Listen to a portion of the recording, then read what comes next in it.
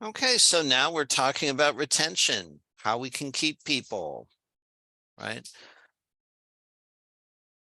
Hiring is very, very expensive. People get burnt out. And usually, if you have a lot of vacancies in an organization, be it health information, nursing, what have you, vacancies lead to more vacancies because people are working harder, sometimes working overtime, they get burnt out. So let's take a look at how we can keep people working in health information management. Right. So the different types of job retention, we won't dwell on this a whole lot. So how can we retain employees? Number one is hire the right person, right? I was known for being very picky about who I hired because I just didn't want to have anybody in there.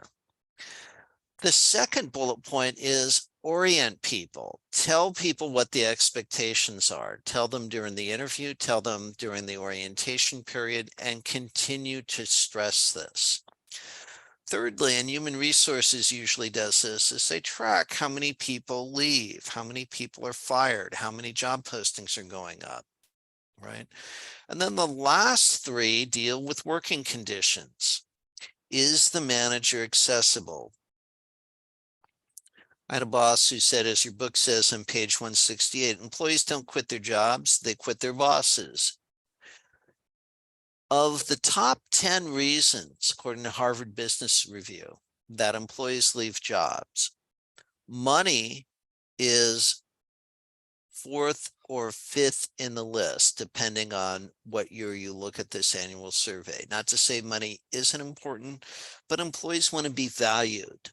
They want to have a boss they can communicate with, those types of things. They want positive working conditions. They don't want to be in a rat race. And finally, related to that, they want to be paid market rate. They want to be paid competitive. You will lose employees if you have a competitor that is paying a lot more than what you're paying.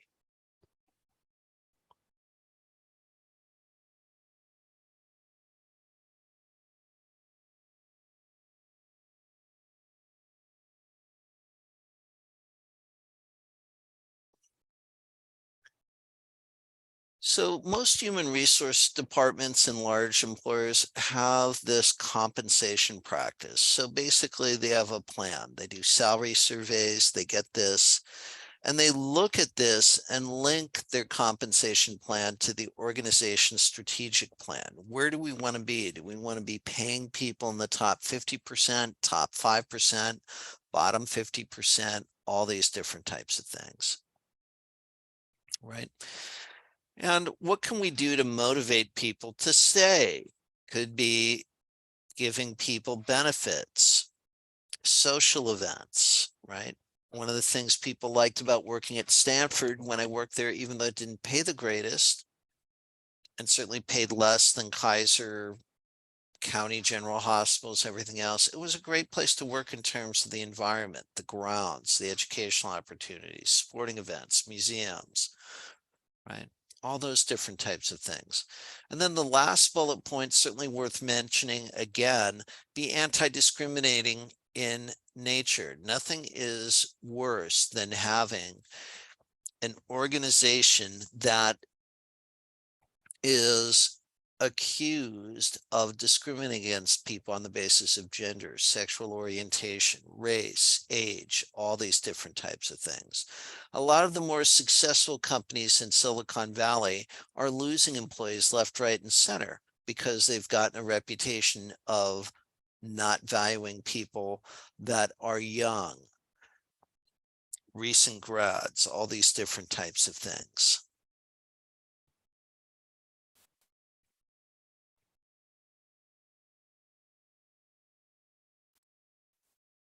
And now it's time to look at the case study that you have on page 173.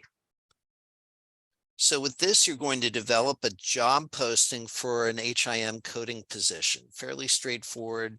You can find these postings on Indeed, any job site. right? You're going to collaborate with the HR department, decide what recruiting methods are the most important for recruiting for HIM coding positions.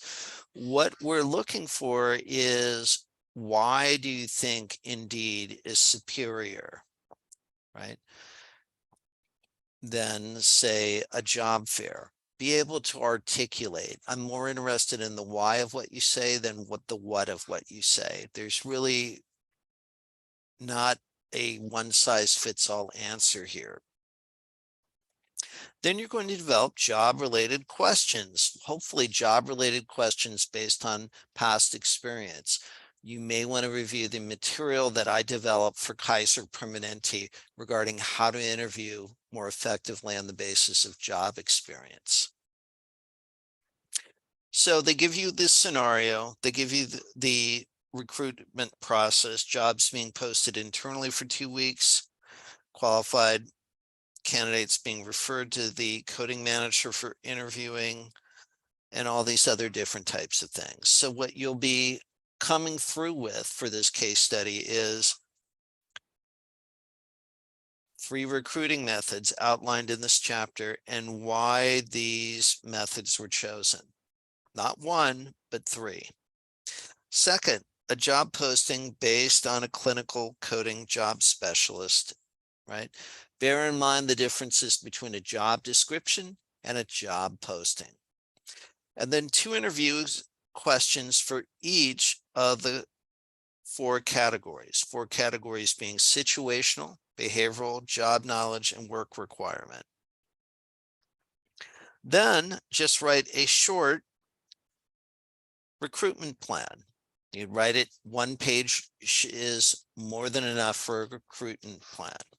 Okay. All right.